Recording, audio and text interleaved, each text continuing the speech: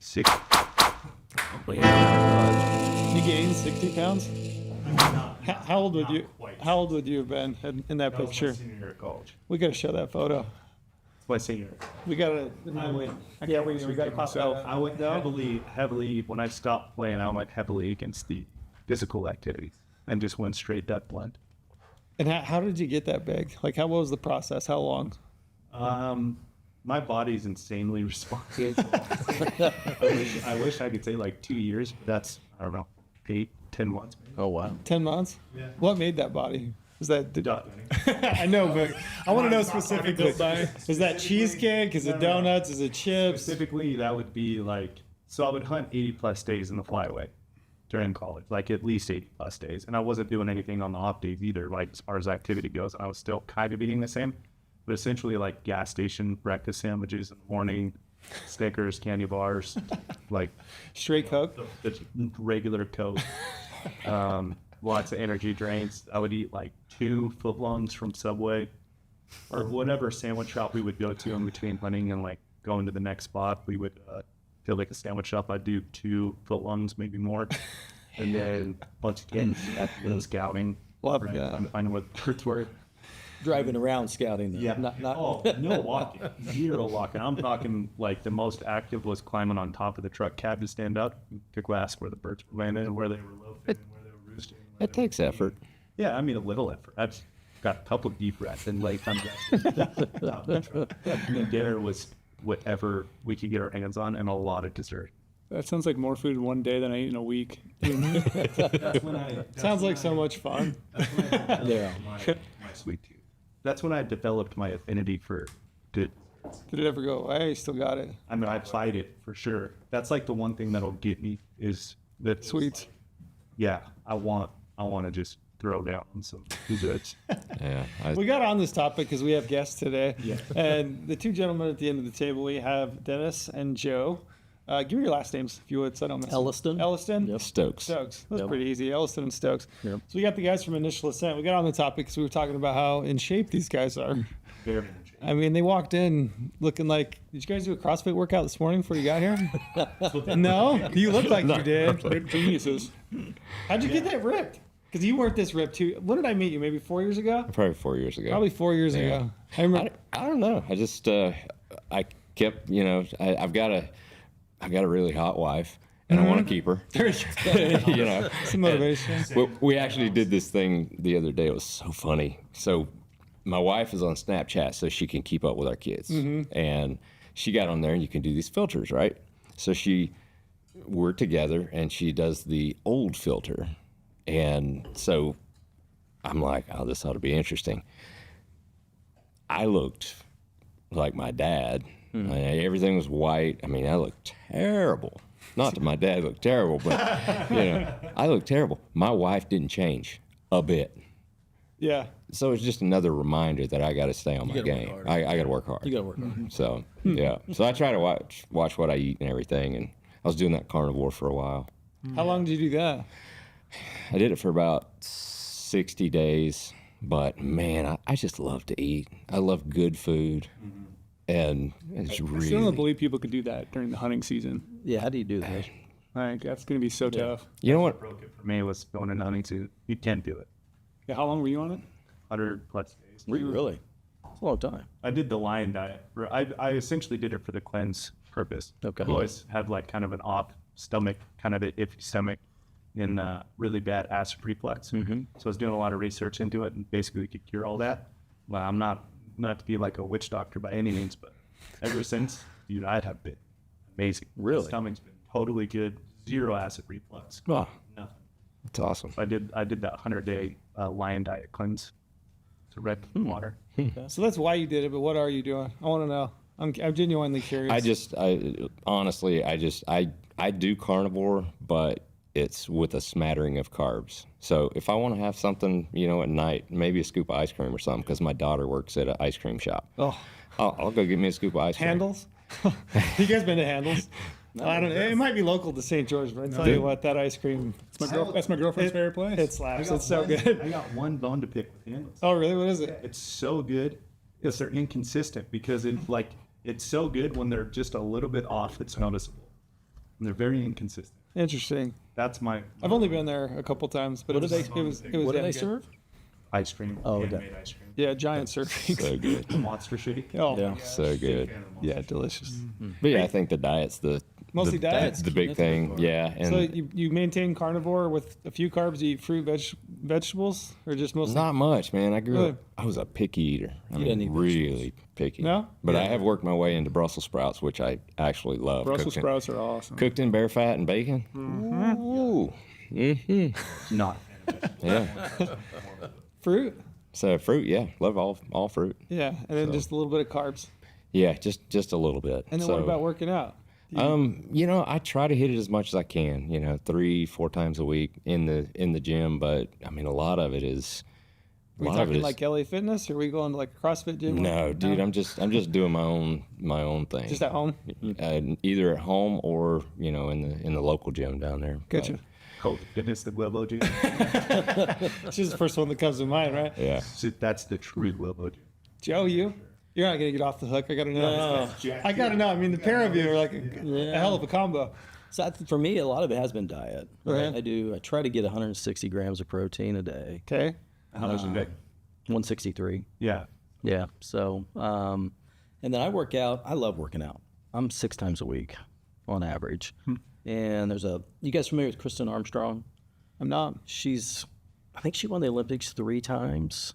She's like the most decorated female cyclist, I think, in the history. Okay. Good. So she's a Boise gal, and she has 2 or 3 gyms, and I go to her classes. They do these heated ignite, so it's 106. Okay, pull that mic. I'm sorry. It's like 106, and I think the room temperature is like 38 degrees. So we work out for an hour in that, and I do it 3 times a week, and I'm just hooked. Absolutely love it. So Looks like we need to start giving some. you could just do it right here. You don't have to have a heated classroom, right? Just walk outside. Yeah. It's super hot, right? So heated gym. Yep, heated gym. Love it. Interesting. Didn't like it the first couple times at all. Uh-huh. Took me like a week to recover the first time I did it. Oh, yeah. And then I just like, That's the part I get stuck in. It's that first day. Yeah. Nope, too sore. Can't shoot my bow. what I told I'm you. out.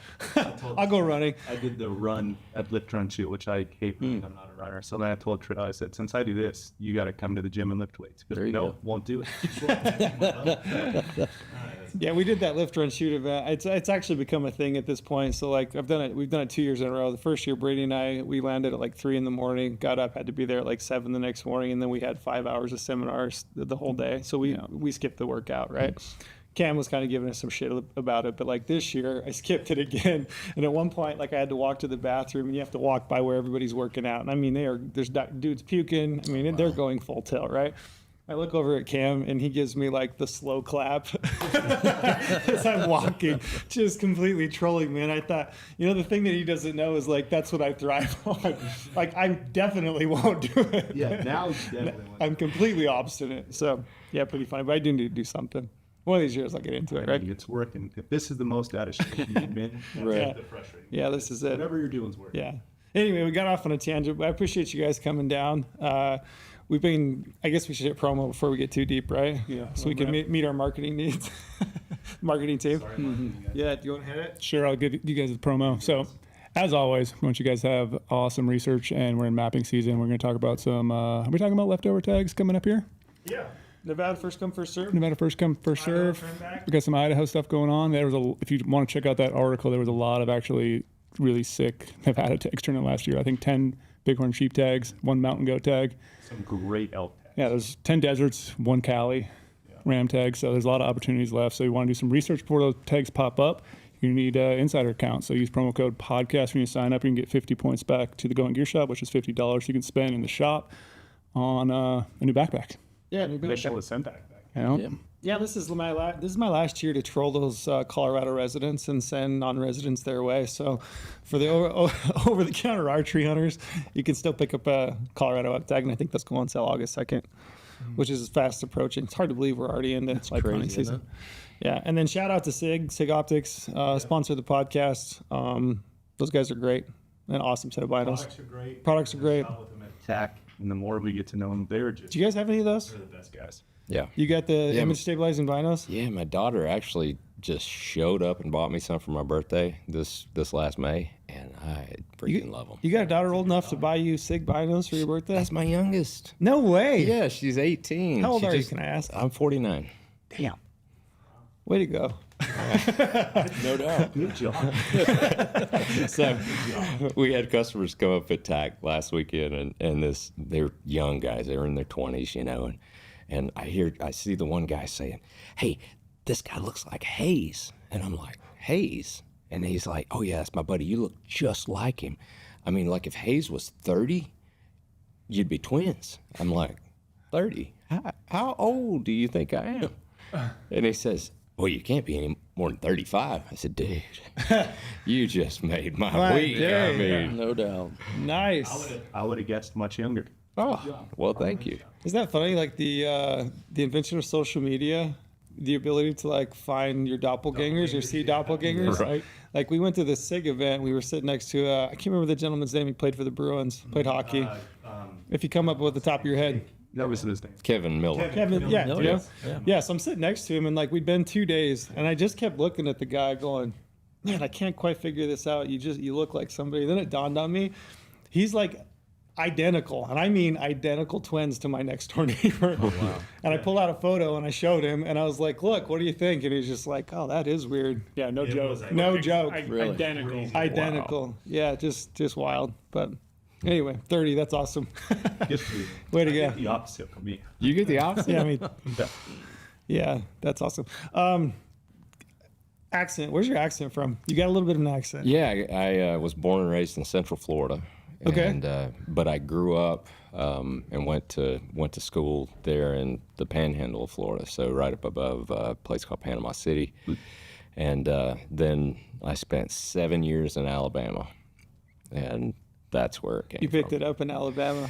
Yeah, I mean, where I grew up is kind of lower Alabama. They call it L.A., and so there's a lot of rednecks around there, and I was one of them. And so then I went up to Alabama, and actually the only thing I grabbed that was beneficial from Alabama was my wife, and fortunate enough to find her before I moved to Idaho. So What were you doing in Alabama? I was going to school. Yeah, so I played ball at UAB for 4 years, and then I went to grad school at Auburn. And so- Football, baseball, football. football. What position? Corner. Oh, there you go. It's fast. Used You look to be. fast. He does. That's about all I had going for me. Yeah. Right on. And then, so you grew up there, and then what brought you to Idaho? So I went to school to be basically a dairy nutritionist, so or a ruminant nutritionist. So basically nutrition for cows. And I got hired on by a company out in Idaho, and it was I didn't know where Idaho was. That's crazy. It was up and left, yeah, and it was like Iowa, Idaho, big diff, So I got hired by a company in 2000, and they took me out. Matter of fact, married my wife, and 2 days later we packed everything we owned and drove out to Idaho in separate vehicles with 2 dogs. Ooh. Oh, that was rough. What a Still making up honeymoon. for that one, probably. I'm still making up for that. Yeah. She like Idaho now? She does. She loves it. Yeah. Grew on her? Yeah, it took a while though. Really? Oh man, it took a while. Yeah, because she born and raised around Birmingham, Alabama, and it's just so different. You take the girl out of the South, but you can't take the South out of the girl. Exactly. Gotcha. And then, so give us like your official titles. Like, are you the owner, inventor? Give Yeah, us. we're co-founders. Co-founders, co-owners. Co-owners. Yep. And then, what year did you start the backpacking company, and why? Like, what was the catalyst for that? So we started it when we launched the pack in 2018, but we spent about 3 years before that working on the frame. So technically, we founded the company in 2015. Okay. Mm-hmm. And why? I mean, did you grow up hunting, both of you? What's your background? So I grew up in Kansas, waterfowl hunting. That was our big thing back there. You get as fat as I did. No, not quite. No, I can relate just to all you. the crud that you put in because I did the same thing. But yeah, I grew up in Kansas, and then I moved out to here to Vegas in '96, and then was in Ohio, and then back to Vegas for 8 more years. And I've been up in Idaho since 2004. What were you doing in Vegas? So back then it was Black & Decker and then DeWalt. Okay. Worked with them. So we sold all the tools down here as all this construction was going crazy for the commercial side of it. And then I transitioned over and worked on the residential side. Gotcha. So it's quite a Background in engineering or marketing? sales, marketing. Sales, marketing. Mm-hmm. Yeah. Interesting. So neither of you have like a background in engineering, right? Like, No, neither one of us. No. Nope. We had problems. And Still do. Yeah, so we needed to find solutions. Yeah. And I had a lower back issue from way back, and I couldn't find a pack that fit me, especially with heavy weight. I mean, it didn't work, and so that was one of the main drivers that I had. And Joe and I we'd always sit around, and we were talking. how'd you guys meet? Yeah, I mean, we actually Church. met, church. I would look like one of his high school buddies, I guess, right? Day or something like that. So, Theme. another one, yeah. That's right. So I was actually a greeter, and for, I don't know, a couple of years, I would greet them every Sunday and never went anything past that. I always have a wall up. And I mean, I love it. Once I get talking to people, I love it. But yeah, I thought he was a great guy. He introduced himself, and it was just like, hey, how you doing? And I'd take my wife. Yeah, There's Day Day. So when we first started talking, he's like, you look just like my buddy Day Day. So I'm like, I am. Yeah. Anyways, but Took 2 years. yeah, and then I think when we actually started talking more than good morning was it was at the kids' baseball or football. Football. Yep. Yeah. So our two boys, I've got a younger one. He's now 20, but back then they played flag football together. And I saw Dennis over there. I'm like, that dude looks familiar. So I went over and just introduced myself. And then, you know how it is when kids are playing sports, you're together, practices and games. And that then led to us really just starting to talk about more hunting. That's what I should have done at my kids' ball games, is find a buddy to talk to instead of just like standing in the outfield yelling. Phil's got that wall up as well. That's my move. Find the deepest, darkest corner of the gym and then continue to yell over Just over there by yourself, over isolated. everybody. Yeah, Yeah. that's what I should have done, is find a buddy, calm me down. Yeah. Well, it took hilarious. like 4 practices for Joe to come over. Yeah. Because I sure wasn't going to go over to him because I was sitting there by myself. Yeah. But I'm glad he did. And Yeah, and then we found out just- we had a lot A lot in of common. You guys were both hunting at the time. Oh, yeah. Doing some pretty Yeah. hardcore hunts. I wouldn't say hardcore for me. I was more into the backpacking side of it. When I moved out there, I had never done backpack style anything. And I mean, first time I actually went on a backpack trip, there was 2 other fathers, and we took all of our boys up to quote man's camp, right? And we were going to pack 2 miles in. Kids were all little squirts, and I'd never done it. I had no idea. So I borrowed from a neighbor an REI pack, and for a 2-day hunt with my kids, I went in at 84 pounds. Ooh. Yeah, had no idea, right? And I look like, you guys remember the Beatles, the Volkswagen Bugs? Yeah. That's what it looked like on my back. Right. And I mean, I was taking Coleman sleeping bags, Coleman lantern. I had no idea. I'd never done this stuff before. And we get up there and it pours down rain. And I've got a tent from college that was a Walmart special, right? We just get soaked. And I remember in the middle of the night, I reached over and grabbed my youngest, who Ty was probably at that time maybe 6. And I just pulled him in because he was shaking. I could feel him. And it was just like, whoosh, just soaking wet, laying in a wet sleeping bag. I'm like, there's got to be a better way. So we got up next morning, packed out, and I probably was going out as close to 100 pounds because everything was soaking wet. Yeah. But that was my first time backpacking into the mountain. And one of my buddies that went in there with Ed, he's got a picture of it, but it literally looks like I've got a giant beetle on my back. Got a tarp on the back. I got a lantern. I mean, it was pretty comical. My dad talks about backpacking with some work buddies. This would have been probably in the maybe early 80s, and he remembers getting to base camp, and this guy starts pulling out bottles of peaches, glass bottles of peaches, bottled peaches, and he's like, we all sit there and looked at him like, what are you doing? You're packing around bottles of peaches. But then it's like, as soon as he started eating them and then just like drinking the juice, we're all like, oh man, we wish we had some peaches. Yeah. We had a guy pull out fruit cocktail, a can of fruit cocktail one time. Yeah. Yeah, I had a buddy I used to shed hunt with all the time, and it was always an adventure. We'd meet up for lunch just to see what that guy pulled out of his backpack for lunch because it was always something exotic. Yeah, and some like New York strip steak or like some leftover enchiladas or whatever. I was always like, man, canned pineapple. That was always. That guy's living.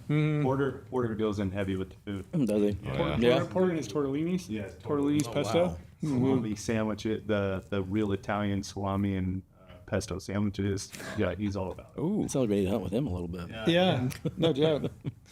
So, did you guys grow up hunting? Both of you? I did. You yeah. did as well? Whitetail? Yeah, whitetail, hogs. Gators? It wasn't legal at that time. Oh, gotcha. Have you killed a gator since? Well, I'd killed a few. Statute of limitations is. Well, we had cows, and so Oh, right. So during calving season stuff, we had to kind of keep them thinned, in our ponds and whatnot. So We talk about it all the time, kind of as a joke, but not really. Like it's something we all kind of want to do. Yeah. We all just talk about when we could throw in a gator hunt. It'd be fun. I think. Oh, Talk yeah. about something just wildly different. Yeah, I was looking at absolutely. Georgia odds the other day. It's like some people are saying it takes like 7-8 points. Yeah, we need to. Florida got some points. I'm starting to build. Yeah, Yeah, points in there you go. South Carolina. Yeah, so Florida's doing Heck points yeah. now. Really? When I was growing up in Florida, I kid you not, our deer season, you just bought a license. You didn't have tax. And we could kill a buck a day during the season. That's why Florida deer never got very big. Yeah. But yeah, and then there was one weekend where we could do it was doe weekend. I mean, that was everybody was out for doe weekend. You could kill 2 does a day and a buck a day, that weekend. So, but I yeah, think that's how Arkansas is still. is that right? I think so. Pretty close to that. Yeah. A lot of shot opportunities for sure. So, Did you guys follow the Instagram page of these guys catching, anacondas or pythons or whatever down there now? Crazy, isn't it? wild. That's gone nuts. Those like 17-foot? Yeah. Are they anaconda or python? They're Python. Burmese, yeah, python. Burmese, Right, yeah. And they're trying to find the 20-footer. Yeah. I don't know if they found one yet, but that's like what everyone's after because they're just shy of I it. saw one pop up the other day in my feed that was a 17-footer, and I was just Crazy, like, isn't it? what in the love watching that. world? That's wild down there. They down Everglades or something? Yeah. Yeah. Dude, their hides are Those incredible. things are. See those guys just jump rampant. in and go after. It's like you lost your ever-loving mind. Yeah, the head's as big as your hand, bigger. When they Yeah, giant. It is giant. That wasn't ever a thing when you lived there and nobody's talking about it? Oh, no. Has that been what, the last 15 years, 10 years maybe? Yeah, probably 15, 20 years even. Yeah. Man, that's crazy. Yeah. The air rifles on the iguanas looks pretty damn. They kill some massive iguanas down there, too. Yeah, we didn't have those up in our country. Yeah. I heard they have forecasting for iguanas when it freezes. They'll fall from the trees. Yeah, That's what my girlfriend told me. Really? Like, it literally is on the news. Like, there's gonna be iguanas falling from trees. You gotta watch out. It's like it's a thing because they just freeze and fall, and they wake up later, and people throw them in the trash cans, and think they're dead, but then they wake up and No way. cause terror again. No way they rip. That's crazy. So it's weird. With, the famous Florida man, like now it's a thing on social media. Like whenever there's the headline in the news, Florida man, it's always something just fucking wild. Oh, yeah. Was that a thing when you were there? Was like, were Florida people that crazy even back then? Oh, yeah. Yeah. Like all of a sudden just wild. Yeah. Especially in my community. But Yeah, some I mean, characters. Oh, yeah, definitely had some characters. But yeah, and we were, like I said, right there in the panhandle. So it was just redneck central. I mean, and grew up around a rural town, and it was a great place to grow up. Now I don't know if I want to go back. It's just drugs everywhere. And, Really? oh yeah, it's terrible. Changed a lot. It's changed a lot, but yeah, it was fun growing up there. I grew up on a dirt road, and just rode my quad all over the place, and had some public land right behind us actually, and so I was just being a kid, and my parents I'd leave before daylight and get back after dark, and they wouldn't worry a bit. Yeah, So, sounds like me. yeah, Good living. yeah, Good times. absolutely. Grew up the same way. So I was a city kid. I grew up in Kansas City, kind of in the inner city, kind of a rougher area. And but we did a lot of hunting, but we had to drive to it. So waterfowl, and then we would always go up to South Dakota and go pheasant hunting up in South Dakota. And then Kansas actually has some really good quail hunting if you get out in central part of it. So we did a lot of quail hunting back there, and pheasant was decent, nothing like Iowa or South Dakota, but it was decent. But waterfowl was our main thing. I go to. Yeah. Were you hunting big game when you were in Nevada? No, I wasn't, which was a big disappointment. Yeah, in a lot of ways. So, but I was telling Dennis on the flight over here, one of the very first elk herds I saw was out on Mount Charleston. I was up there with my dog at a Chessie, and we were up there. I have. Yeah? Good waterfowl dog. Yeah, yeah. So we were up there, and then I heard all the rocks falling. Look over, and sure enough, there's a herd of elk up there at Mount And not Charleston. many people know there's elk right outside Las Vegas. Right. Yeah. Like, most people don't think of elk That being cool involved. elk herd. There's a good herd out there. Yeah. So So when did you had back trouble, you said? Mm-hmm. And like specifically what were you trying to address with your back? Like what was it doing? It was down L4, L5. And had slip disc and what was called spondylolisthesis, and it was just from an injury, a football injury, and basically one of the vertebra was kind of out, protruded out and down a little bit, and so it would mess with all the nerves and stuff. And so what I would do, and I haven't ever had surgery on it, but I've been able to just keep my core strong, and that's another thing that keeps me going too. As long as I keep those surrounding muscles, I don't really have a problem with it. But when I would put the lumbar pad of whatever pack I was running, it's right there on that spot. And if it wasn't right, especially with heavy weight, and back then, I mean, early 2000s, shoot, there wasn't really anything out there. So that was the biggest thing for me, is trying to figure out that solution right there. And that's, you'll notice on our packs, our lumbar pad is fairly substantial. It's dual padded and everything. And that was one of the things that Joe and I really wanted to get accomplished there. And matter of fact, if my back starts hurting even today, I'll take and either, if I don't put just a hip belt on and tighten it down and walk around, or I'll just put an empty pack on, tighten it down, and within 15 minutes my back pain's gone. we have more people that bring that up to us. Really? Yeah. We It is run into amazing so how many folks people say that. Yeah. Put an empty pack on and tighten it down. Tighten it down. Lumbar pad. It just compresses it, and all of a sudden you're secure. Yeah. And you even if you make the wrong move, you're still protected, it seems like. So, Yeah. That's like one knee brace for your back. yeah. Yeah. Huh. Lines you out. Yeah. Interesting. So for me, that works.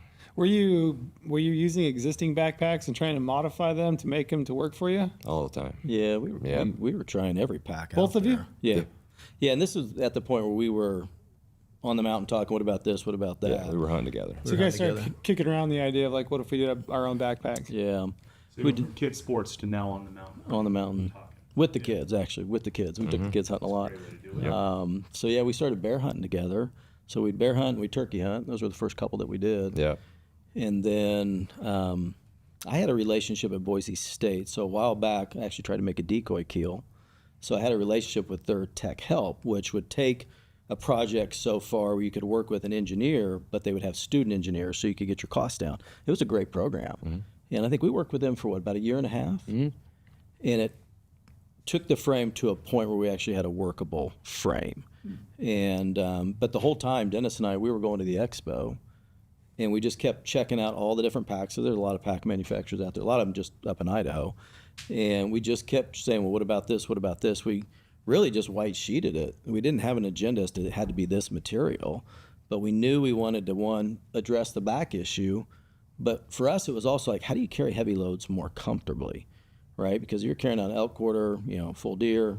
How do you do that better than what was out there today? And that was really, I would say that was the main challenge that we threw out to the engineers. So we worked with them for a year and a half, and then we worked with another engineering group for probably 6-8 months.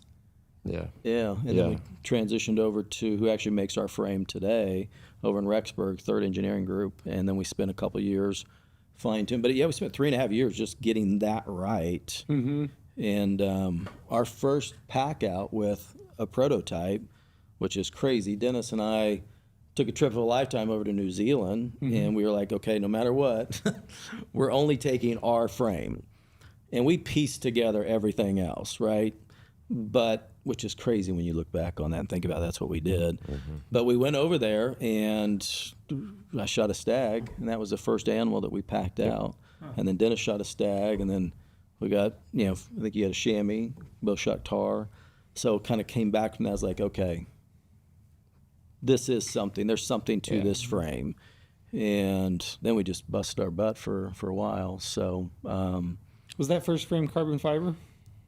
it was, yeah. Yeah, so when we launched it, we were on generation 14. It took us 14 different generations designed to get to where we're like, okay, this is the frame. And what was failing? Like, what was the issues with the previous 14 versions till you landed on the one that you were like, okay, this is it? Was it design? Was it materials? All of it, yeah. Yes. Yeah, all the above. It was like we had a cake without a recipe. Mm-hmm. That's how we kind of describe it to people. Right. It was, yeah, the materials, it wasn't strong enough. It flexed too much, and so we ended up not only using carbon fiber, but some other things as well by the time it was all said and done. But the angle of the arch in there, because we want to shape it to the human torso, the angle of the arch was something that we went 1 degree this way, 2 degrees this way, that we had to figure out. And that was several of those generations in there. It's funny how we came up with the shape of the frame. I've got all those pictures from that. Yeah, we got pictures of pieces of cardboard laying on the ground and strings, pieces of twine looking at a shape and everything. And then I ran across, not too long ago, the actual drawing that I did of the frame that is probably closest to what we have. It kind of looked like a ship anchor turned upside down and had some limbs on it and everything. And that's kind of what we worked from. One of them actually looked like a dang wine glass, now that I think about it. Yeah. Oh, we went all over the place with it. But yeah, finally getting there. And then maybe you want to share that January before we launched. Dennis's blank moment. Oh, yeah. Yeah. So like we said, we've been going every year to the expo, probably 4 or 5 years.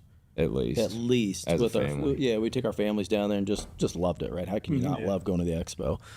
And we were at that point where we were close on the frame. Felt like the functionality was there. We were having some trouble with pulling the resin through, with getting air bubbles in it. And that was probably the biggest single challenge that we dealt with when it was all said and done. That took an act of God to get that thing corrected, because we lost so many hours of sleep working through that one. But so we're at the expo, and I just kind of walked off to registration. It's like, you know what, we're getting a booth, and went over and signed up for a 10 by 20 booth. I come back and we're walking around. I'm like, Dennis, got some good news, man. He's like, what's that? And I go, we got ourselves some booths for next year. He's like, we got 1 year. We got 1 year to figure it out. 1 year. Yep, and that was a barn burner year. At that point, like a tight timeline to make you execute. Isn't that true? Always a good way to go. It is. Yep. Yeah, Sometimes you got to do it for sure. got to do it. Yeah. So, and it was right up till the last 3 generations. Besides the resin, we were still working on that. But the last 3 generations were to get that notch right up on the upper limb to carry your rifle sling. That now Baronio has kind of changed the game on carrying quarters up there because of that. But that was the last 3 generations. And I would say we were probably 60 days out from the show when we finally got our first truly clean frame. So I mean, it was right down to the wire. Crunch time. Crunch time. Yeah. Yeah. And meantime, we were working on the hip belt design, shoulder strap design, the bag design. We only had 1 bag at that point, and we did have the pannier load carrier.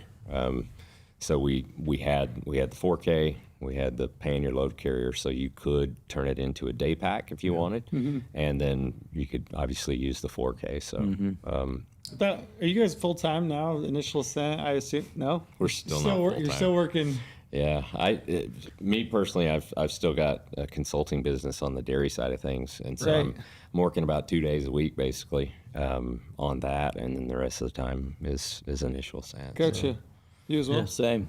Still working. Full time job. Right on. Yep. Yeah. We really love what we do, though. I mean, it's not like one of those begrudging Yeah. jobs to go to.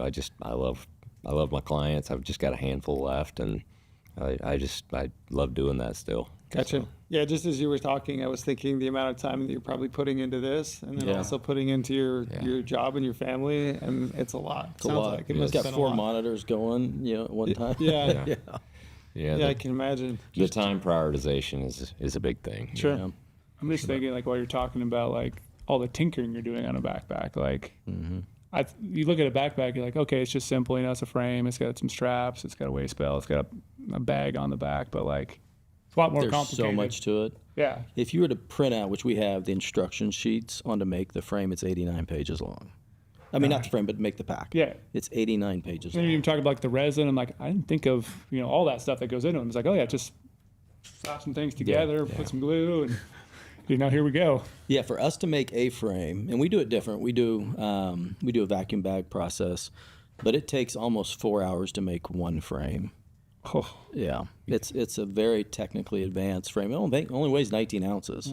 Yeah. In some points there's upwards of 19 layers in it. But yeah, it takes a long time. and then you have to figure all the little strap attachment points on there, like you're saying, the little wings coming off. It's like, a lot of Yeah. directions. The biggest difference I've noticed with your guys' pack is those wings on the Yeah, frame itself. they look different, and that was the thing. I remember the first time I saw your pack. I must have bought one the first year you guys had a booth.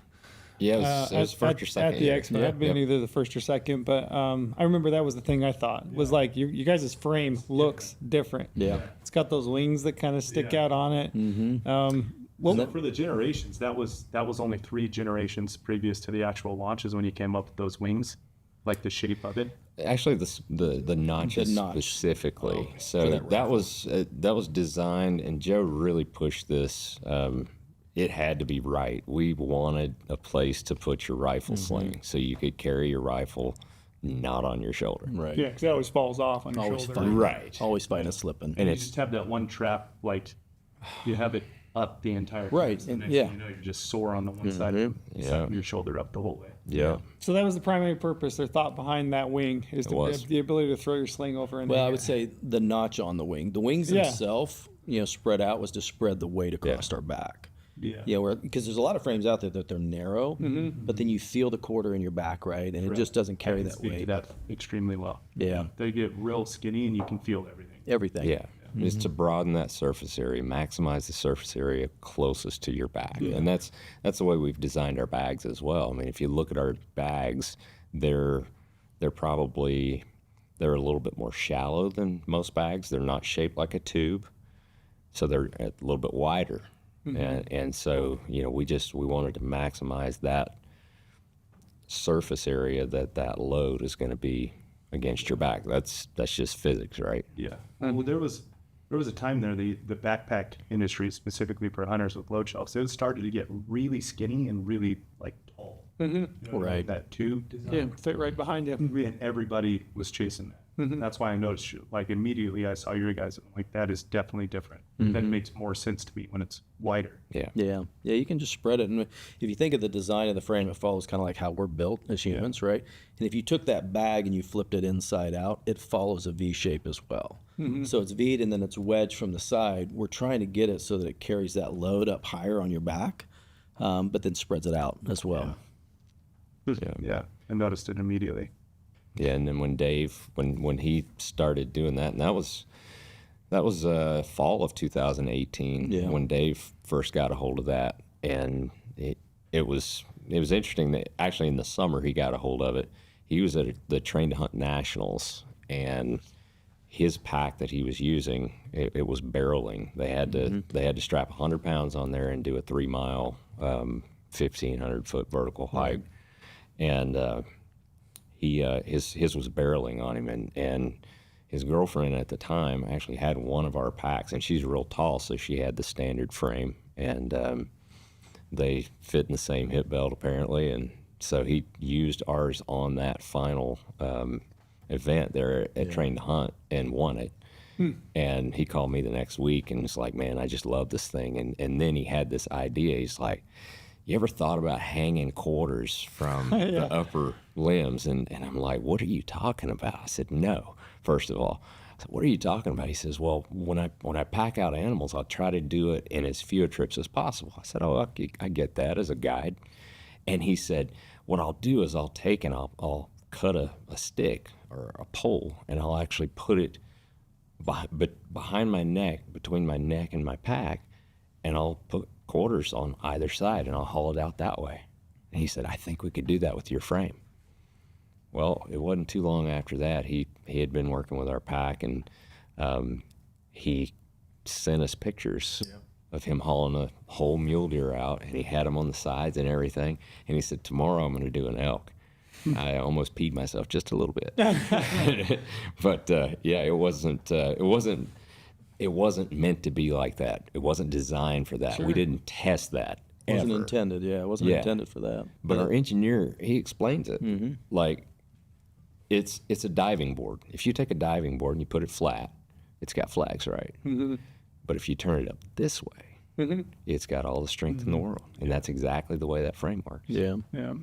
I don't have the exact weight of a quarter or elk on the side of those wings, but Omar and I were spring bear hunting. We use those a lot to hang our raft off the side. okay. We're hiking around because we constantly had stream crossings and Yep. like, I always wanted to be accessible. Then obviously balance it on the rifle on the other side. Works really well for, I mean, it's not that much weight, but it's held that weight really great. Then we could pop it off really quickly and throw it all out. And like, it was great. What else did we carry on there? We had some game bags and stuff too, some other gear, but like, Yeah, bags, but I was just surprised at how you pack out hides for me, full camp. You still don't have a microphone, by the way. yeah, you gotta avoid talking too much over there. Talking too much. You still But- haven't got yourself a microphone. But yeah, like we were able to throw things on the wing and balance it off on the other side Right. with random pieces of gear that we had, and then the raft on the one side just makes it really handy to pop the raft off and inflate it really quickly and jump across the creek. And Yeah, and it's amazing when you put that on there. And we do this a lot when we're demoing. You know, we'll hang the 50 pounds on each side, and then we'll have 50 in the back. So somebody's got 150 on them. But then what we'll also do is we'll take 50 off one side, and you'll see them go like that. That thing's so well balanced. And if you think about it, if you're going to throw a 12-pound rifle on there, you will never feel it back there. And that's what we share with the folks. And it's like, yeah, you're right. I would never feel that rifle back there. Yeah. And that's why, like, the shoulder carry and the rifle with your trap contracted. Oh, man. Yeah. Man, you get a headache from it. Yeah. Really, on that one side of your body, it's just pulling on your neck Yeah. the whole time. So to get it on the frame and actually counterbalance makes Yeah. a ton of sense. Yeah. And like that demo you guys do at the show to actually hang it off of each of the wings, I mean, it's pretty like kind of is your number one sales pitch. It's kind of It been, is. it's kind of become the calling card Yeah. of Initial Ascent. Yeah, because you put it on and people are like, holy shit. Yeah. And they're standing straight up, Yeah, standing straight up. which is totally different than any other pack that we've ever tried. Yeah. And that's that physics thing. You know, we're keeping that load just as close as possible to the center of mass. And so that's why they can stand up straight. And, you know, we feel like by the way our pack can carry heavy loads, that we are not only, there's a possibility that you can shave off a trip on your pack out, but we feel like, and especially folks our age that may not have, you know, too many years left, maybe it adds a year or two. Maybe our bodies can handle that because it is so efficient in carrying that weight comfortably. Yeah. I mean, I'm not going to pack a Bronio style elk out, right? To carry two, I'm 53. I'm not going to carry 2 quarters on the side. Would never guess that either. You got less gray than I did. Yeah. But I mean, I'll do a deer, right? I can Yeah. do a deer all day long. Yeah. So yeah, I agree with you 100%. And that's, we've heard that from folks, right? Over the years is like, man, it just allows me to recover quicker. I can get back out there. If my buddy gets something down, I can now go help them. So it's been pretty cool getting that kind of feedback on it. Go ahead.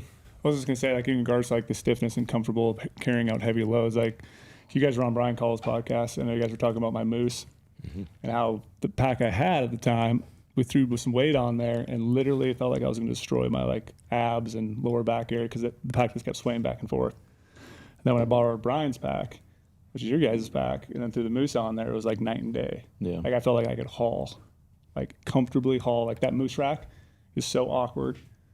72 pounds, Oh, just man. giant, tip to tip length, but it handled it. And the other pack felt like it was going to get snapped in half. Like it handled heavy loads comfortably. And I was like, I'm going to borrow your pack the whole entire time we're packing meat. It made that load so much nicer. We always talk about like heavy loads suck on every single backpack, but your guys' pack makes a heavy load tolerable. Like Appreciate that. really, really tolerable. Yeah, it's good to hear. I was going to ask, like, in terms of building a pack or, dealing with customers, which I'm sure that you guys do all the time, right? When you're building your pack, what were you chasing in terms of priority? Because, there's people that chase frame weight, like bag weight, they try to go as light as possible. Overall weight, durability, comfort. How do you rank those? And like, what do you tell people when they're buying a backpack? Like, what should you chase? Yeah, I mean, one of the things that we've always gone after is how to carry. We want to be able to carry heavy loads more comfortably. That was number one. Do you believe that? I mean, like, I'm just gonna shoot straight. Do you really think that there are some packs carry heavy weight better? Like, I'm like at a point with backpacks where it just I've used a ton, and I'm like, man, 100 pounds is 100 pounds, and it sucks. Right.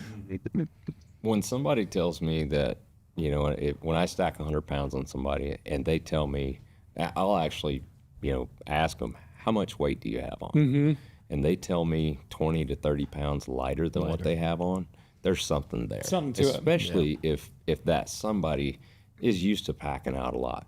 Right. You get a lot of guys that don't know what 80 pounds feels like. Yeah. But when they're telling us that consistently with ours, you got to believe it. Yeah. So that was kind of the highest priority. You wanted to build a backpack that packed heavy weight more comfortably. Yeah. That was kind of the. And where our pack is positioned, right? I mean, there's just some things that I think they go without saying. It has to be durable, right? Just for us to be in that premier category. Yeah. So that was a given for us, was durability. But simplicity was one of the other things that we really wanted to drive, was how do we make this easier? Because it never fails. When you get an animal down, it's usually at night when you're trying to pack stuff up. It's raining, it's snowing, whatever. The weather's terrible. So you're trying to figure out, how do I put all this together to get out of here as quick as possible? And so many packs out there that we had tried and used were super complicated. It's like, this strap maybe goes here, does it go here? And if you're not using it all the time, people get confused, and then the pack ride's really bad. So we wanted to create something that was super simple and fast. So we feel like ours is probably one of the simplest to load and go. I mean, it's literally a couple buckles, slap the pack on top of it, and you can roll. So that was a big priority, is the simplicity as well. And we went as far as color coding the bar tacks so that you can say orange goes to orange. I mean, we looked at the tin industry because we're like, how do we make this simpler? Yeah. And the tin industry's done a great job. So we looked at, and that's what we ended up doing, is just color coding it. So we really wanted to drive the simplicity. And then I would say the last big bucket was the modularity, because I want to be able to take this bag off, but if I'm going on a stone sheep hunt and I need an expedition style pack, I don't want to have to buy the whole new system. Just let me get a new bag, because the others, so that was, I would say, unless you disagree, I mean, those were kind of the main things we had always talked about, is this is what we want to go accomplish. Yep. With And the we didn't ever set out to be the lightest out there. I was going to ask you, how do you look at weight of a backpack? Because a lot of people talk about it. We wanted to be light, but we didn't. We felt like that there was sacrifices that we weren't really willing to make if we tried to chase that weight. But we definitely didn't want to be heavy. We didn't want to have excess. And so, you've got your school of thought where it's the lightest pack on the market, and then you've got your school of thought where, golly, it's 9 pounds before I even load it up and get started. Definitely didn't want to be there, but we wanted to be durable, not the lightest, but just somewhere right there in the middle, closer to the lightest than. And we felt like if you had that and you had the durability and the stability of being able to carry out these heavy loads comfortably, we felt like that was the magic. Right Gotcha. there. Yeah. How do you approach a hip belt? Very careful. Very carefully. I mean, where do you start looking for foam, construction, width? Yeah. There's hip belts I have that I like. There's hip belts I hate. Right. Yeah. What are you looking for in a hip belt? And like, how does that add to the? And I think you keep going back to like comfort, but I'd be interested in hearing like what you think it is about your backpacks that make it a comfortable backpack with a lot of weight on it. I think the foam, and Joe can speak to that. He's bought our raw goods for years, and I think surface area. Surface area is very, very important when you're talking about comfort. And so having something, if you take the wings, so the side pads, having something that has enough surface area that you can spread that weight across, but yet you don't have a webbing strap there that is so thin that it digs in. There's a happy marriage right there. But just having that to where it does comfort you, and it puts that surface area, kind of maximizes that around there without getting too big. Because there for a while we had people that would come and say, hey, it's when I put it on, it's kind of getting into my short ribs right there. And we've heard that, but also we wanted versatility with that, and so you can actually take our pads out and trim them up if you need to. But we don't suggest that because we want that to maximize that surface area, and then of course You're talking the lumbar pads or the actual hip belt You pads? can do both. Both. Yeah, and we You can designed access it. the hip belt foam pads? Yep. I didn't know that. Yep. Yeah, like Dave Baronio, he Interesting. ended up, he trimmed his down in the backside a little bit because he just didn't like where it was pushing on him, so he went in and he shaved just a little bit A little down. bit of an angle on Yeah. the back part. Yeah. He's actually got glutes, and and apparently that's what he said to me. He says, I've actually got glutes, and so the bottom of that hip belt pad, he said, it just cuts into the top of my glute just a little bit. So I just took a little bit of a notch out of there, and he said it's perfect. Yeah. But the lumbar pad, that's another thing. Again, surface area, but we designed our lumbar pad to where you've got a 2-stage foam. You've got completely different types of foam in there, and we did that for comfort. You got a pillow top, and then you've got a 1-inch condensed foam in there. Yeah, and we tested all. I mean, I literally have a cabinet full of foam, trying to figure out what's the right, because you want it to compress, you want it to be soft, but you got to have enough density there, right? So that when you are carrying 100 pounds, you're not feeling it as much. And we landed finally on part of our foam, most of our foam, shoulder straps, most of the hip belt actually comes out of the furniture industry. So if you think about furniture, the last 20 plus years, right? I mean, that stuff it's soft, but it's gonna hold up, and it's not a cheap product. It's a very expensive product. But then to Dennis's point on the lumbar, the 2-stage, so we have a 1-inch pad back there of that high density foam, but then we do a 2-inch pillow top, so that if you do have the light loads, right, when you're carrying 30, 40, 50 pounds, you still want it to be comfortable. And that pillow top really kind of cushions that lower lumbar area. So foam has been an interesting ride trying to figure that out, which is crazy. You would think, foam. Yeah. But it has, and we actually made some minor tweaks here with what we launched this year, and I think it's proven to be even a little bit softer. It's still got this pretty close to the same density, but it's a little softer, so it does wrap a little bit better, because that was some feedback we'd gotten over the years is really dense. We even had a foam conversation on the plane, just trying to tweak and make it better. Somebody's eavesdropping just like these nerds.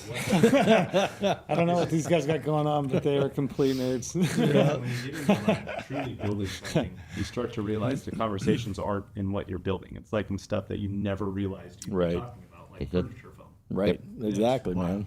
Thinking outside the box is something that we've tried to. It's without fail when you're building something. Yeah. Yeah, and it's amazing. We always go to the outdoor retailer show, always looking for what's that next product, fabric wise or foam wise or webbing wise, trying to figure out how do we do it, because we would love to build a pack that's sub 4 pounds that you could carry, but we haven't been able to figure that out yet. We're going to continue to look at options, but yeah, I mean, yeah, but it's physics and dynamics, right? It's the age-old saying mass moves mass, and proper points of contact make it better. Yep. It's like lifting weights or anything.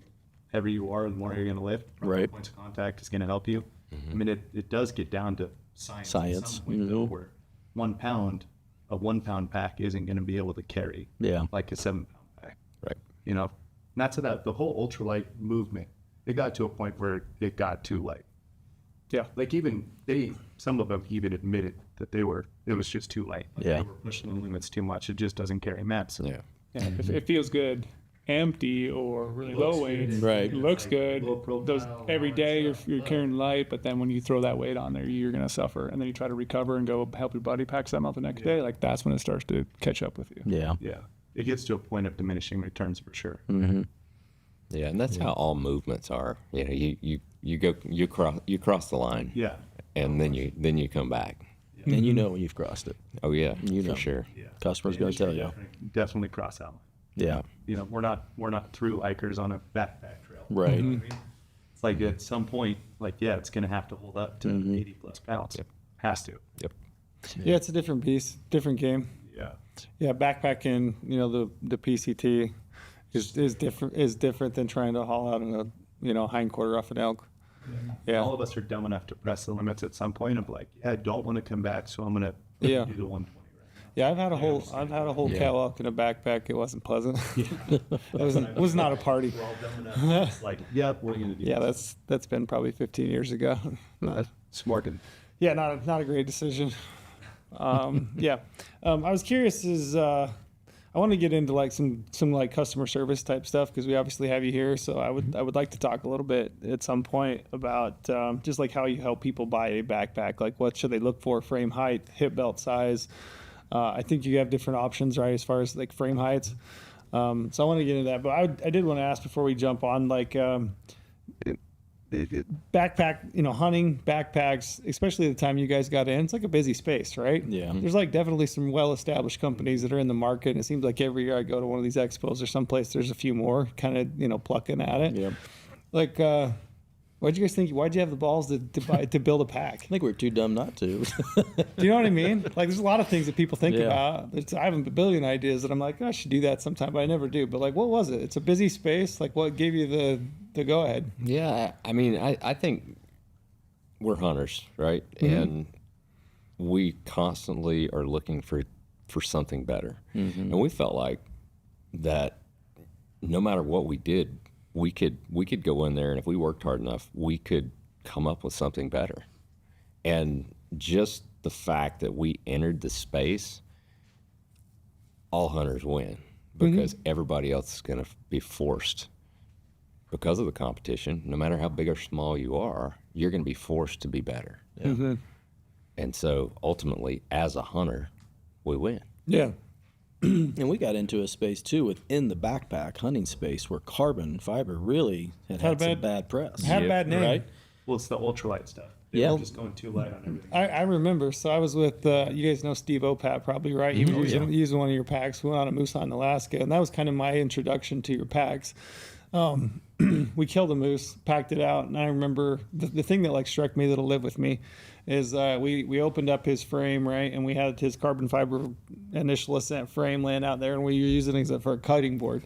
So we were cutting moose back straps and tenderloins on the carbon fiber cutting board, and then we were throwing it on the stove and cooking up and eating. That was kind of my introduction, and then I think I bought one the next year I saw you at the expo. But that was kind of like my introduction. I was like, oh, that's sick. He's using a cutting board. Cutting board. But carbon fiber had kind of a bad name. And I remember thinking like, that's carbon fiber? Huh, that's interesting. Yeah. But you look today, right? That's pendulum swung now where you're seeing more and more packs going back to it. Yeah. Yeah, So there's a few companies that said they would never go to carbon fiber, and this is why, several years ago, and lo and behold, here we are. here we are. Yeah, I remember coming home from that trip and being like, yeah, this guy has this carbon fiber frame backpack, but the carbon fiber it's beefy. Yeah. Like it is thick. I don't know how thick it is. How thick is it? Do you know? Off the top It's of your head? almost a quarter of an inch in some areas. Yeah, almost a quarter of an inch. Because we have 19s the most in the frame, but there's some other areas where we have 16 layers just based on what we needed to do in there. So it's going to vary, but it's close to a quarter of an inch. So different parts of that frame have different layers or different thicknesses of carbon fiber? Yeah, and going different directions. In different directions. And different carbon fibers. Yeah. Because you can have unidirectional tracks. I mean, there's all different kinds of ways to. You can take a fiber and you can, the way we build it up, we can actually have those fibers going exactly the direction we want to increase it, or we can do 30 degrees, 60 degrees, 90 degrees. Our engineer figured all this up. Dennis and I didn't figure this out. That's right. But we tested the heck out of it. Yeah. And carbon is an amazing product. Absolutely I'm amazing. thinking of like my carbon fiber plated shoes that I run in all the time. Like they're stiff one way, and you flip them around, and you can you can bend them the other way. Yeah. Like, it is pretty crazy that it's strong as all hell, and then really easy to move around if you flip it the other way. Like it's a pretty cool product. Yeah, it's amazing. Really is, and that it's kind of that I-beam. That's the way our engineer he described it to us. It's an I-beam thing where, it's the space in between that creates the strength. Yeah. So is he just building up frames for you, and just farming them out to you, and you guys are throwing on 100 pounds of it and going for a hike? Yeah, we were scattering them all over the All over country. the place. Oh, really? Yeah. Having people test them and everything. And it was interesting because every time we would get a break or a failure, it didn't take but one. And because we knew that, if there was one, there was going to be others. And so we would immediately have them send it back to us, send it into the engineer, have him analyze it, and then we would come up with a game plan. And this was even after 2018, after we launched, when we had, we would have a frame, because our frame has a lifetime warranty. If you run over it with your pickup truck, and it breaks, you call us and we'll replace it. Just record it so we can post it as a cool video. Yeah, exactly. but yeah, every frame over the years, somebody would, have a load lifter or something snap. And that seemed to be the history of these carbon fiber frames. There was a lot of that. Yeah. And so we didn't take that lightly at all. Every single one of them that would have a failure in a certain point, we would send to the engineer. Got to fix this. It only took one of each time, and now it's been a long time. Long time. And it's amazing the one group of hunters that really wreak havoc on a frame are shed hunters. Yeah. I mean, they yeah. put it to the test, those upper limbs. So we have reinforced that several times because of shed hunters. They put they get this giant rack, all these racks back in, it just Big, pulls so awkward much pile. on there. Yeah. Yeah, Yeah. A weird thing to carry around. it is. Are you guys shed hunters? No. I have been. Yeah, I put a lot of time and effort into it when I was younger. Yeah.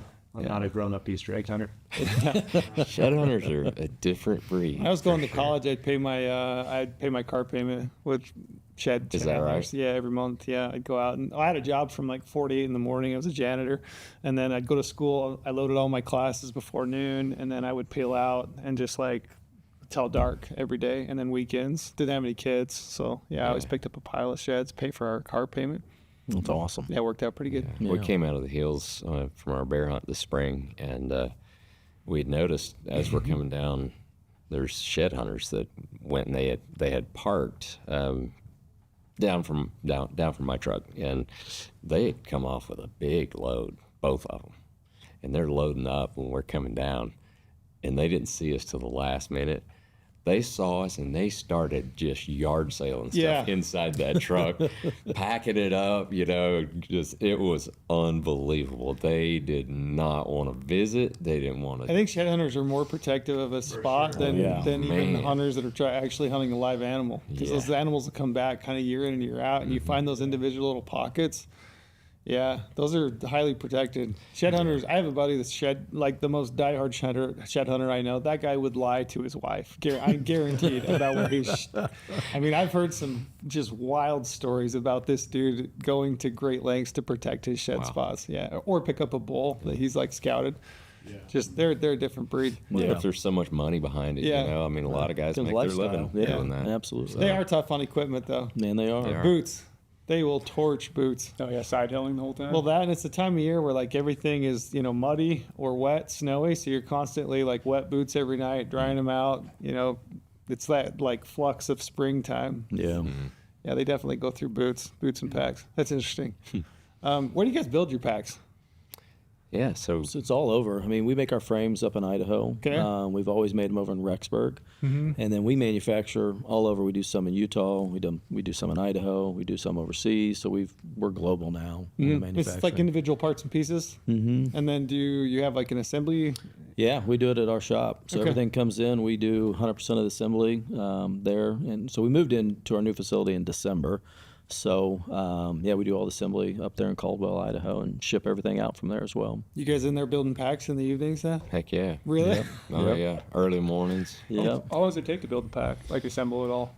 We've gotten pretty good at them. We haven't timed it lately, but I think it's like 5 minutes or something like Oh, that. dang. Oh, wow. A lot quicker than I thought. It's like, It is quicker. Yeah. Yes, for sure.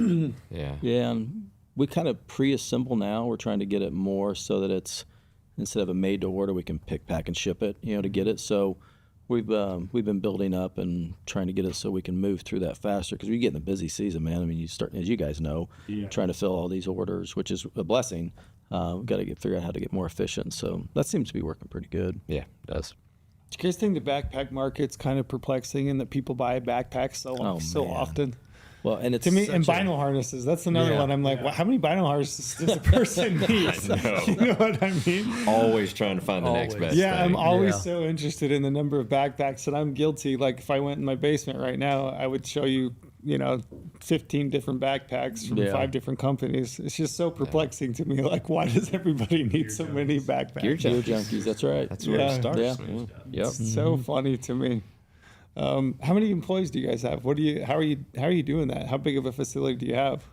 Not a very big No, facility so at it's all. Dennis and I, and then we have a full-time person that works there, pretty much full-time. You have like a walk-in shop. We do. Somebody Yeah. can walk in, try on a pack. Yeah. We do. Mm-hmm. Yep. And then we've got another person that's helping us do some other stuff. So, yeah, it's mostly really just 3 of us. Gotcha. You Wow. guys are also handling like social media and all that yourselves. We do have somebody that handles Yeah. social media, Facebook, Yeah. Instagram. That can be a lot. Yeah, I typically, if somebody DMs us, I'm typically the one getting back to them. Yeah. So yeah, it can be a lot for Yeah. sure. We ended up, I guess it was probably about 3 years ago, we kind of divided. It's like, okay, because for a long time we were both doing everything, and then it just gets to that point where you're just like, we got to be more efficient. How do we do this? So Dennis took more of the consumer facing. I took the back end, the business facing, the manufacturing and those kinds of things. And that was a good move for us, right? To be able to kind of, here's what we're going Divide to and do. conquer. Yeah. You guys got kids though, man. Free labor. Right. That's We've true. we've used a little free labor. That's for sure. Yeah. Yeah. I got a Best part about having kids. Yeah, I think the very first time we went to the expo, we were all in a garage, Dennis's garage, and we had my family, his family, and everybody's building. I've got a picture of just a row of kids building packs. It was awesome. yeah, it was awesome. Like free labor. That's right. I'm telling you, man. I wanted to ask you about the logo. So that was like one of the first things I noticed. Like, who came up with the logo? Yeah, Do you have a name for it? The Mountain That- Dude. The Mountain Dude. Mountain he's Dude? trademarked. Yeah, we trademarked him. Yeah. Yeah. So I had a friend that she did graphic design, and I'd worked with her before on some other projects, and we had this business going. I think we already have the LLC yet, or Yeah, was we did. Yeah. So this was early 2015, and I just told her, I said, hey, here's a bunch of logos. We've got this company, and I told her a little bit about it, and I said, here's a bunch of logos. These are kind of the ones I like or that I'm drawn to as, I forget how old I was then, but, I was 30s. And so she comes back with a bunch of stuff, and, there was antlers and all kinds of the mountains, your typical stuff. Yeah, just yeah. And just nothing really turned us on. And she sent this last one to me. She says, okay, and she prepped me before. She said, okay, I'm going to send one more to you, but I don't want you to pass judgment on it yet. So she sent it to me, and it was this Mountain Dude with the logo. And I was like, why did she send me the Burger King guy? That's the first thought that I had. And I'm like, He's the king. yeah, he's the king. Yeah. And his hair wasn't a crown, it was mountains. And I'm like, Dude, hey. if anything Burger King's done right, it's the king because their food's terrible, but the Yeah. actual marketing of it himself is amazing. I know. Yeah, the king's awesome. And now it's just BK. That's right. Yeah. Golly, and that awful guy that sounds like Will Smith. Yeah. This thing's, that's another story for another day. But anyway, she sent that to me, and I was like, golly, people are going to ask me, who is this? Yeah. What does all this the stand time. for? I bet. And I'm like, all right, well, I'm going to sleep on it. And Well, you sent it to me too. I that sent night, it to yeah. you the next day. Yeah. Because Was it with the name Initial Ascent, or was that a name you guys had come up It was with? Or pretty close to that. It was right pretty there. close to this. Gotcha. Pretty close. Yeah, Yeah.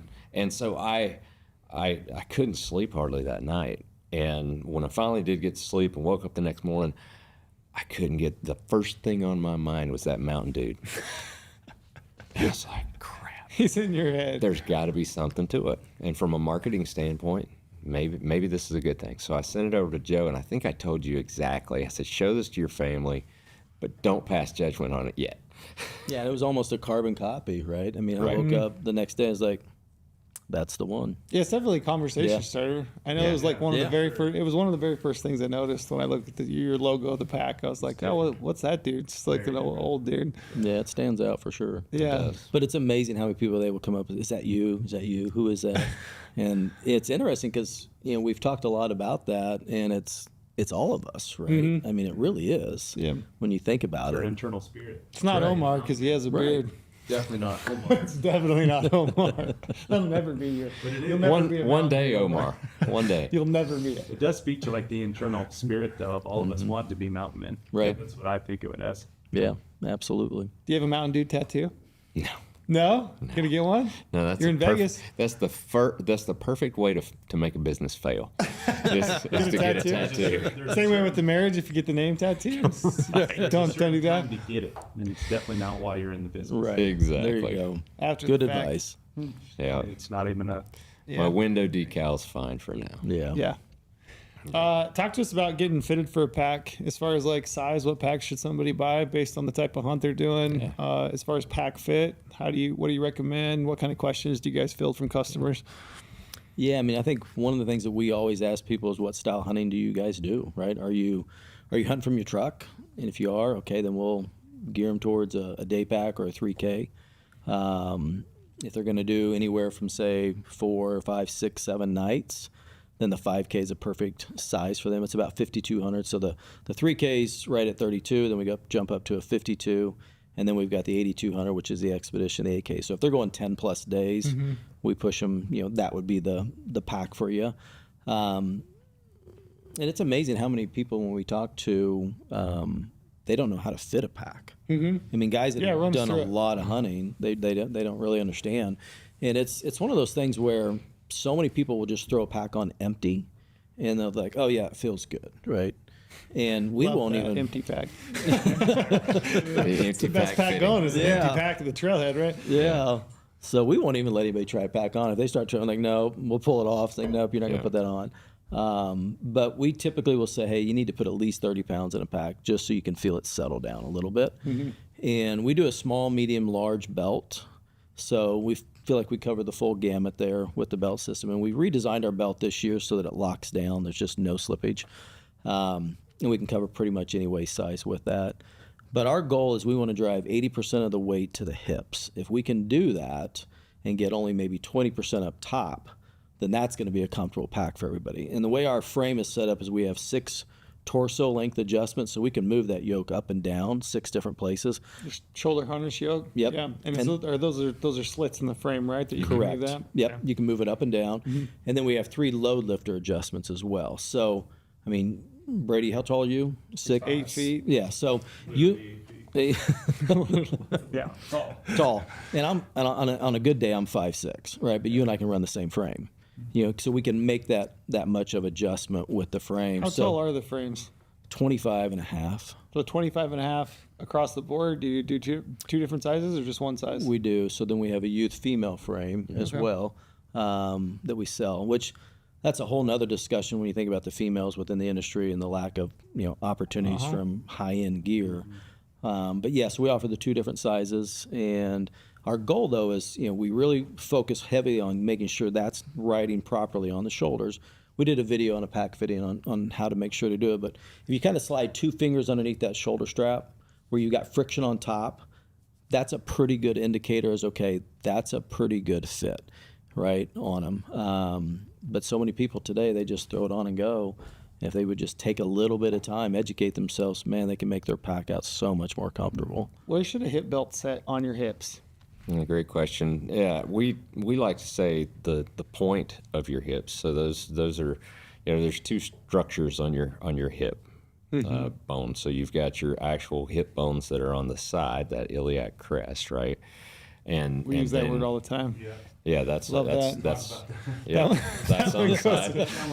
Yeah, and then the points of your hips are actually down a little bit, and they're more around front. And so we just tell them to take the points of their hips and put that as a starting place directly in the middle of that hip belt pad, and that's a great place to start. And for most people, that works. Ladies, that doesn't work. They're going to ride it about 1 inch, maybe even 2 inches higher, just because of how their hips are structured. but that hip belt placement, that's where it starts. You Publicly say men and women are different. I did. I did, and I think my wife would be proud of me. Yeah, because she was the one that actually informed me of that. She said, my hips are going to be different than yours. How so? And then she says, well, I'm going to ride it about an inch taller. And so anyway, that was some good information for the future. But the hip belt placement is the number one thing, in my opinion. You've got to get that right. You've got to get it secure.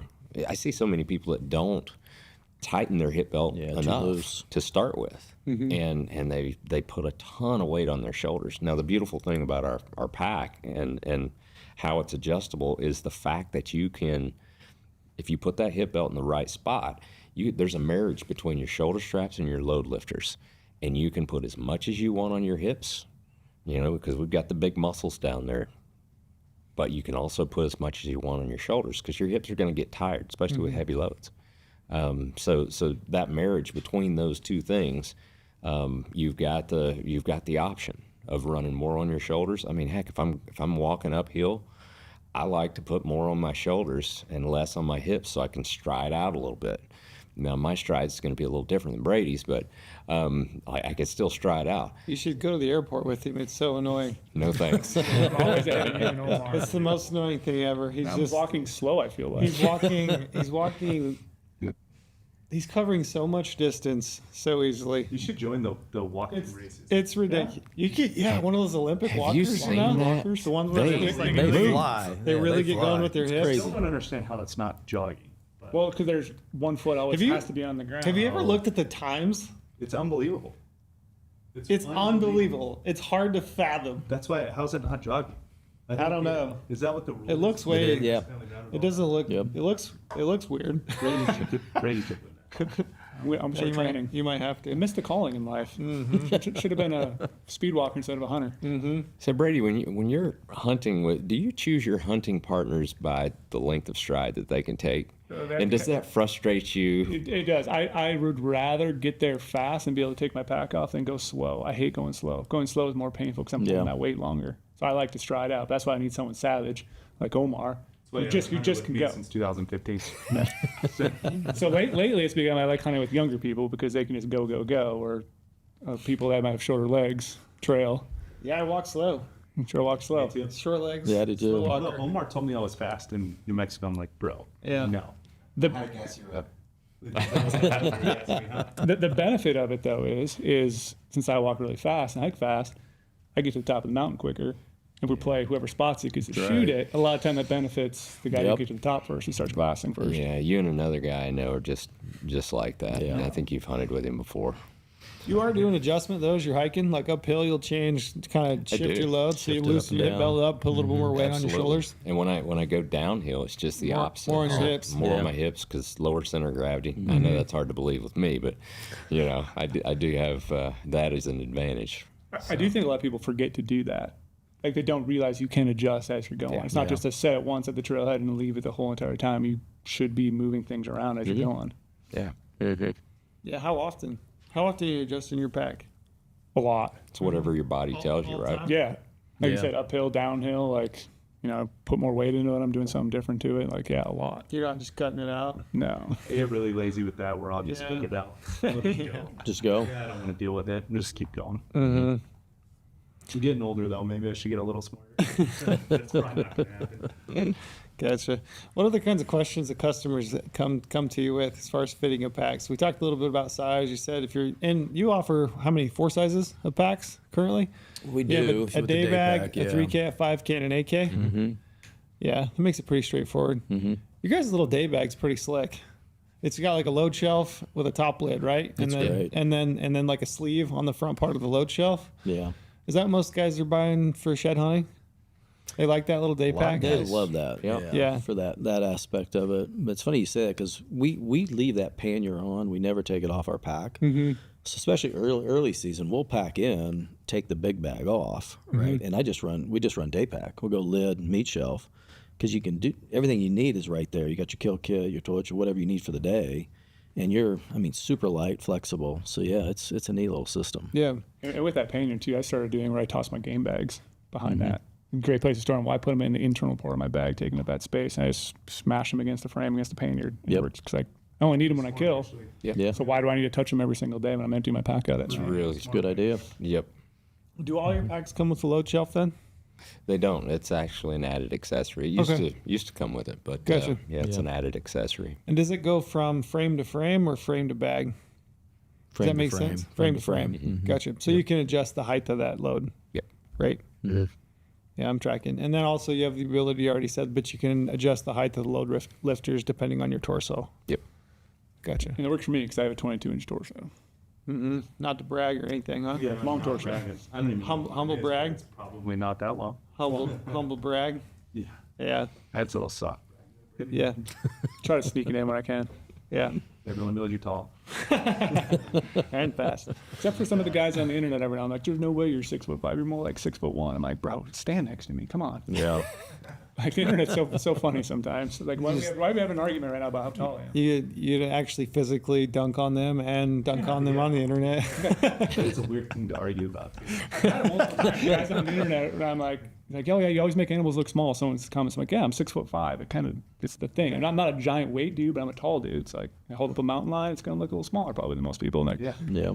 and they roast me about it, that I'm actually not tall. Telling everybody you're 6'1". That's what I'm gonna do. You know, Brady's 6'5", no, he's more like 5'11". It's like I'm not even sure he's 6.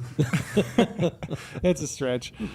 All right, you guys got tags this year? Like, what do you guys do as far as hunting goes? I mean, do you still get time to go hunting, or is it getting so busy that you have a hard time getting away? Man, I'll tell you what, when we first got into this business, it was like, man, we're going to get to hunt all the time. This is going to be awesome. Isn't that weird? Yeah. Yeah. Reality. It is weird. You really got to prioritize. And then, of course, like where ages our kids and that sort of thing, you just things Life get in the way, happens, right? Yeah. So, but every year, and I told Joe this morning, it's like, my goal is to hunt a few more days this year than I hunted last year, and next year it's going to be the same thing. And so I think we're getting to a point in the business where we're starting to be able to do that a little bit more. And so yeah, I've got a Wyoming antelope tag, and I usually try to do that every 2-3 years or something.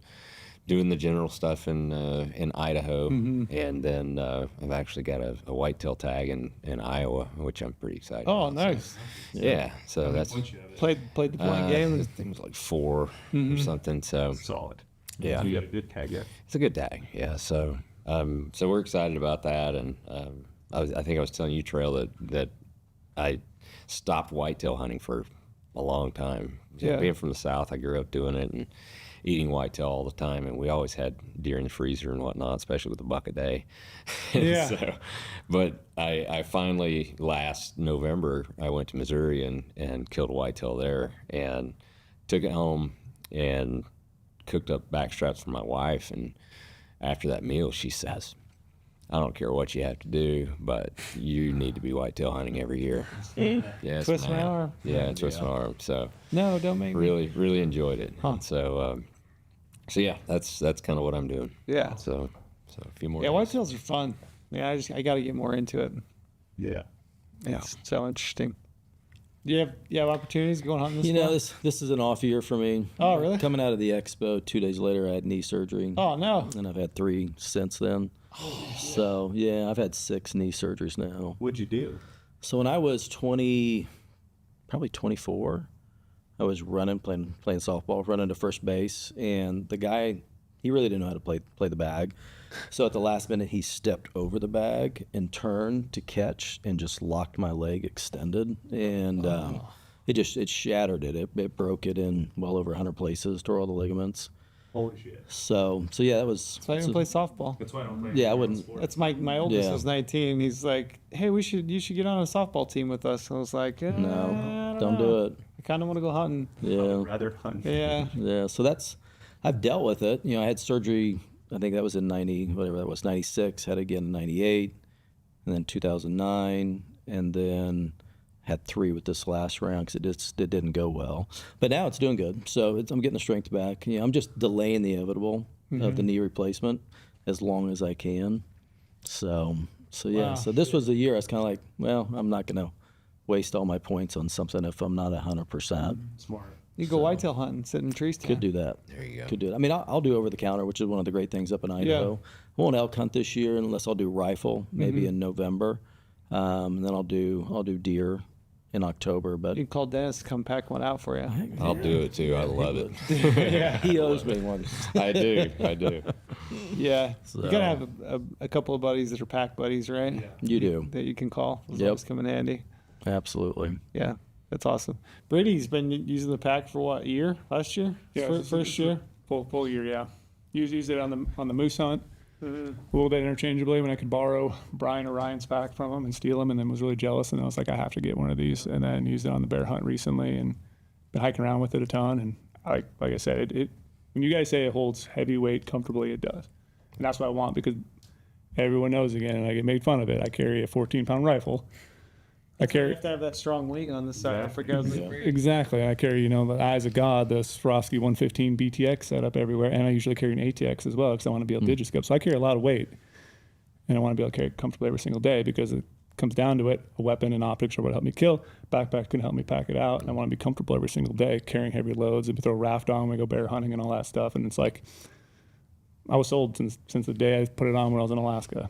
Like it's solid. You guys know off the top of your head price points for your packs? Yeah, so we're with the day pack. If you go, that starts at $539, Okay. and then if you go to the 3K or $644, the 5K is $699, and then you've got the big one, the 8K is at $795. And I think Brady, you said that's the only pack that should exist. Right? I wanted to touch on that eventually, but I hope I don't do anything that you guys wouldn't suggest. But I suggest everyone just get the 8K. You can always compress it down. Right. Yeah.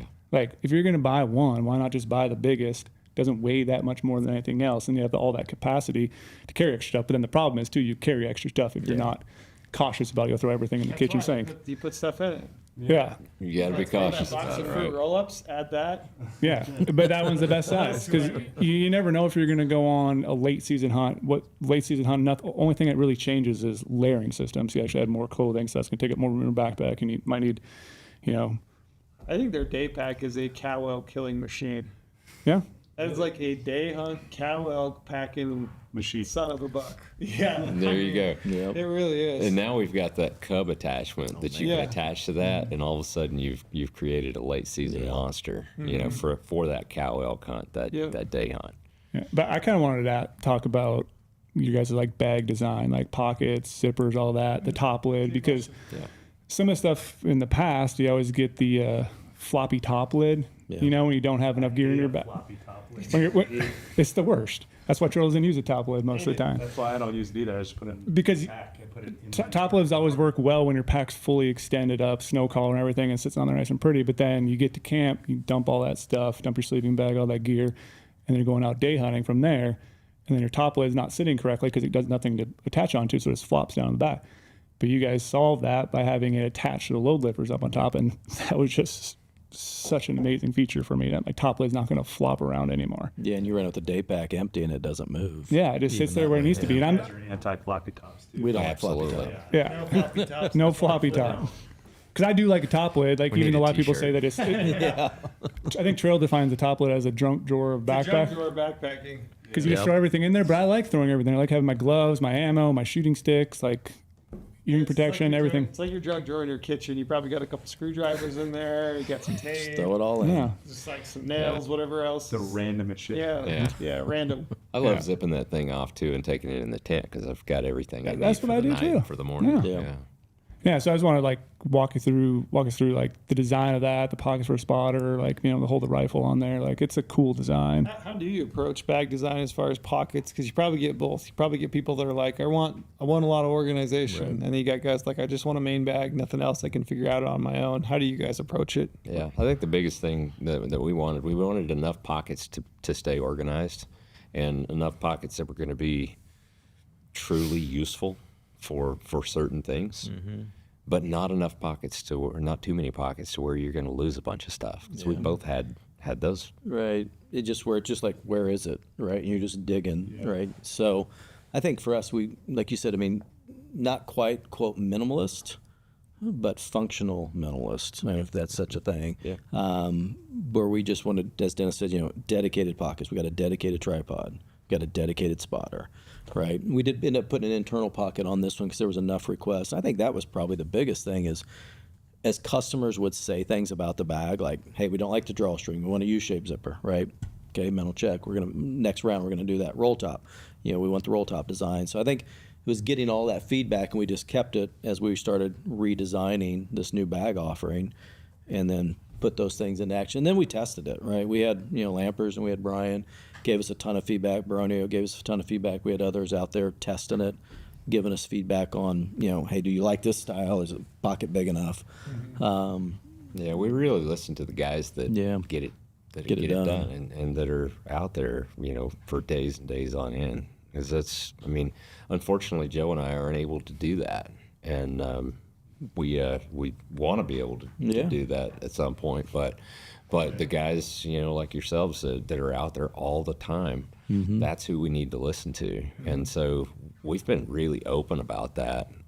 If there's a theme that continues to come back from guys that are using it all the time, that, hey, this needs to change, we take it egos very aside. seriously. We put the egos aside. Absolutely. And it's, Yeah. So, and you mentioned that lid, that, there's little notches on the lid. Before 2024, before our latest version, we had these notches, and Joe and I don't know, it's just it was a painful deal because we knew we wanted the lid to not be floppy, right? But how was it going to sit up there? And that was a big challenge. And so for years, we actually just slanted those notches and just hung them. They were designed to hang on the corners, and then you tighten the rear lid straps. It worked, but we were never really satisfied with that. And people would take it like, I'm going to force it down here, right? So they start pushing it down there, and over it. the ears of the frame. And we're like, it's not designed for that. Yeah. But we needed to make a better design so people wouldn't try to do that. Yeah. And we didn't know if people would honestly take the time to pop the tri-glide through and pull it. But, I would say that's been one of the feedback points that we've gotten since we launched it. People love it. Absolutely love that style of it. And it's nice too. You don't have to use it. Obviously, when you extend that, snow collar all the way up and you roll it up, then it's not going to be able to work. But when you're going out on a day trip, it's so great not having that thing flop around on you. Right there, up on top, accessible, easy to use. Yeah. There's one way to solve that. You just leave it on. I know, but it's just the top lid's out. It's nice that when I got other things like a raft, I can set that raft up on top there, smush that thing down, and put a stove up on top. No, I got you. Even that other the other U-shaped design you have with that little stretching material, you can throw my rain jackets in there and stuff like that. That's nice too, because that expands back a little bit, so I actually can overstuff that pocket. Yeah. A lot of just random gear I need. I always use rain gear, or it's just my down mittens or something like that when I sit on the glass, easy access to it. Yeah. We used to have two pockets, expandable pockets on the back, and we had a zipper that was horizontal. Well, we found out that when you load your bag and you've got the main portion of the bag full, and then you try to stuff something in there, well, that expandable material is limited by the non-expansion of the zipper. And so it was really tough to get things in there. So that was where that horseshoe shape came from. We thought we'd be able to load stuff with a full bag in there more efficiently, and we have. And I think Joe was the one that came up with, instead of having two pockets there, let's just have one big one. And that thing's been one of the coolest. It's a things. huge pocket. It is. Yeah, I could crawl in it on the 8K.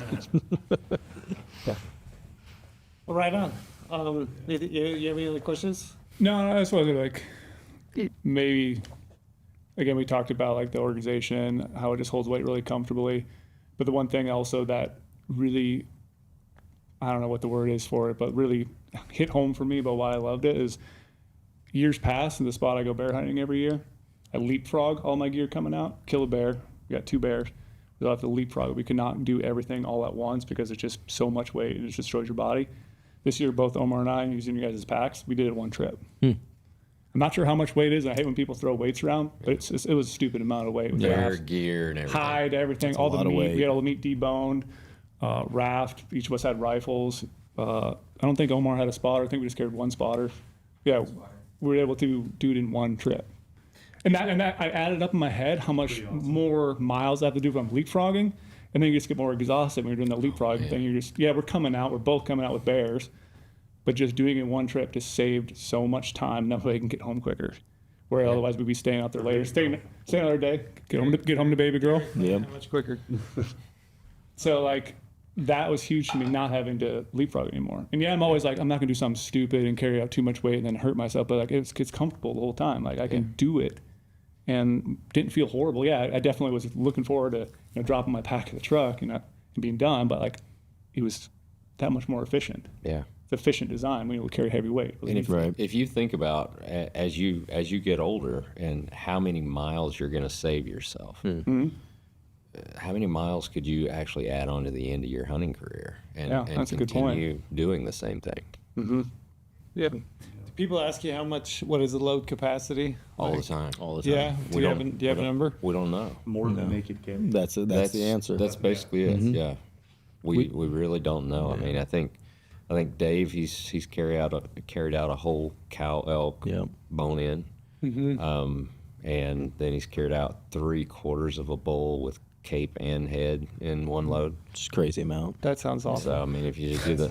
I mean, it's more than anyone could carry. Absolutely. And granted, could they walk down the sidewalk maybe with too much of it and possibly in the mountains overstepping stuff and all that? There's no way you could out carry the bag. No, we had a guy, it was just for a photo, just to make fun of it a little bit. He sent me a picture. They hunted, I guess, bovine in Colorado. They're wild. And he said they are meaner than just about any animal that he's hunted. He's hunted all over Africa. But he hung on each side. They're 150 pounds each. What was hanging it? on. See, it was some type of cow that's in Colorado that's wild. it's like 2,500 pounds. Yeah. weren't they? Yeah, they're massive. Yeah, man. Yeah. Yeah, he said they're meaner than Cape Buffalo. Huh. That sounds fun. Yeah. Yeah. I'm like, what is that?